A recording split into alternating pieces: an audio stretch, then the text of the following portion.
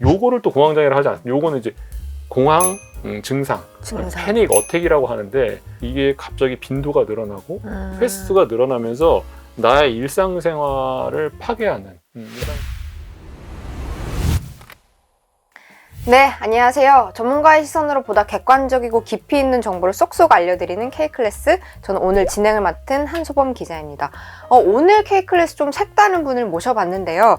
불안한 것이 당연합니다를 쓴 한덕현 선생님을 모시고 불안을 늘 안고 사는 우리 모두를 위한 심리 처방에 대해서 이야기 나눠보려고 합니다. 네, 바로 모셔볼게요. 네, 안녕하세요, 선생님. 안녕하십니까. 네. 선생님께서는 불모지나 다름없는 국내 스포츠 정신의학 분야를 개척을 하시고 프로야구단 스포츠 심리 자문을 시작으로 현재는 LG 트윈스의 심리 닥터를 맡고 계신다고 들었는데 좀 정확히 어떤 일을 하고 계신 건지 소개를 좀 부탁드릴게요. 지금 중앙대학교 정신건강의학과에서 교수, 의사로 있습니다. 그리고 스포츠단의 선수들 자문 아니면 심리 상담을 맡고 있는 또 스포츠 정신의학자로도 일하고 있습니다. 네. 네. 저희가 살면서 되게 크고 작은 불안들을 좀 경험하면서 다들 살아가잖아요. 근데 이 불안이라는 게 때로는 좀 우리를 적당하게 긴장시키기도 하고 단련시키기도 하는 역할을 하기도 하지만 이게 커지면 문제가 되는 거잖아요. 이게 불안이 커지면 우리가 무력하게 되고 또 심하면 우울증에 빠지기도 하는데 이 불안에 대한 감정 선생님은 좀 어떻게 보시나요? 불안은 되게 중립적이죠. 그러니까 좋은 면도 있고 나쁜 면도 있고 그러니까 불안이 없으면 사람은 사실 움직이지 않습니다. 그 불안은 적절하게 있을 때 우리한테 발전이나 준비를 하게 만드는 되게 좋은 어떤 행동이나 마음의 원동력이 되는 건데 이게 과도하게 되면 그리고 이게 내가 조절할 수 있는 범위를 벗어나게 되면 그 다음부터는 나의 일상생활이든지 내가 일반적으로 생각하는 것을 방해하게 만드는 거죠.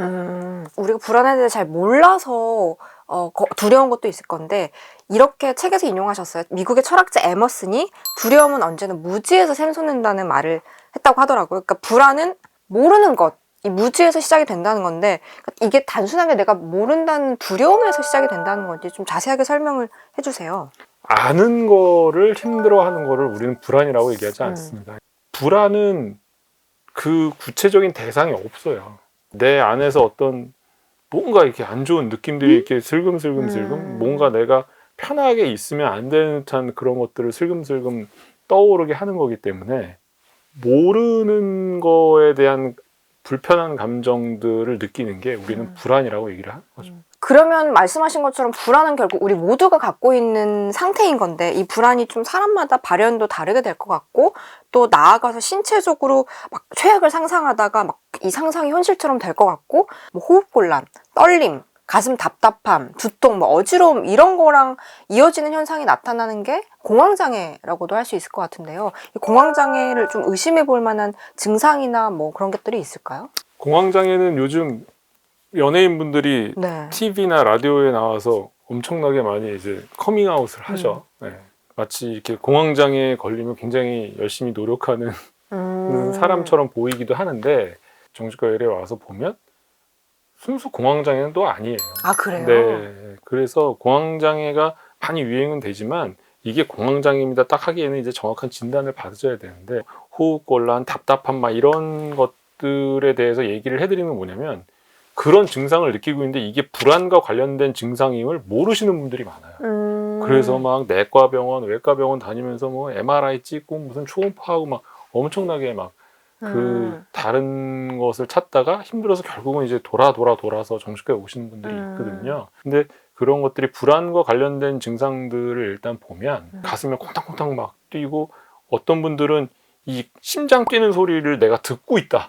이게 막 너무 크게 들려 천둥처럼 들린다라고 그런 분도 있고 또 다른 사람이 볼 때는 숨을 제대로 쉬고 있는데 내가 숨을 못 쉬고 있다 그래서 계속 막 숨을 쉬려고 노력하시는 분들이 있는가 하면 어떤 분들은 계속 막 이 소화장애를 호소하시면서 힘들어하시는 분들이 있고 어떤 분들은 또 머리가 엄청 아프신 분들이 있어요. 이런 것들이 뭐 한두 개라도 있으면 공황장애냐? 그건 아니에요. 그런 것들이 불안 증상이고 이런 불안 증상들이 나도 모르게 갑자기 이렇게 막 커지면서 내가 숨을 못 쉬고 가슴이 터질 것 같고 내가 기절할 것 같고 막 이런 상황들이 나타나기 시작하는 것.